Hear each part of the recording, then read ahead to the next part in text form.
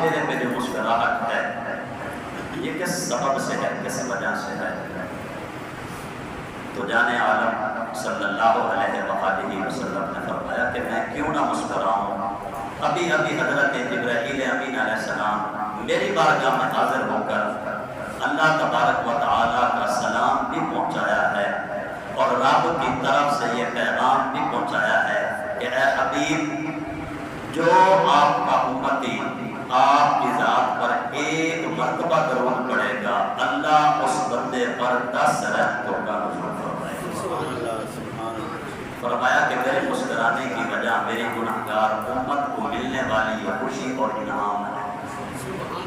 جب بھی حضور کو رب تعالیٰ کی طرف سے امت کے لیے کوئی انعام ملا، کوئی خوشی ملی، تو میرے مصطفیٰ کریم علیہ الصلوۃ والتسلیم کے چہرے پہ مسکراہٹ آئی، اور جب امت کے لیے کوئی وعید آئی، کوئی خوفناک چیز یا امت کو جب ڈرایا گیا، تو رحمت عالم صلی اللہ علیہ وآلہ وسلم کے آنکھوں سے آنسو آئے۔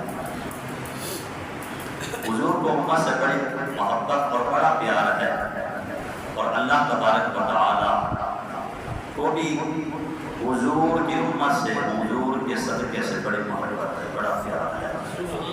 رب نے مصطفیٰ جان رحمت صلی اللہ علیہ وآلہ وسلم کے صدقے حضور کی امت کو بخشش کے اتنے وسیلے عطا فرمائے ہیں کہ ہر بندے کی زندگی میں کچھ لمحات ایسے آتے ہیں، اگر وہ بندہ ان لمحات کی قدر کر لے تو اللہ ان لمحات کے صدقے اس بندے کی زندگی کو سنوار دیتا ہے۔ رب ان لمحات کے صدقے سے اس بندے کی بخشش اور مغفرت فرما دیتا ہے۔ تو رحمت عالم صلی اللہ علیہ وآلہ وسلم نے فرمایا کہ میں کیوں نہ مسکراؤں؟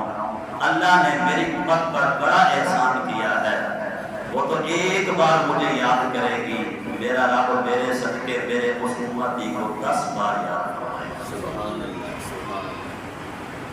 اور غلام حضور کی ذات میں ایک بار درود پڑھے تو اللہ اس بندے پر 10 بار درود پڑھتا ہے۔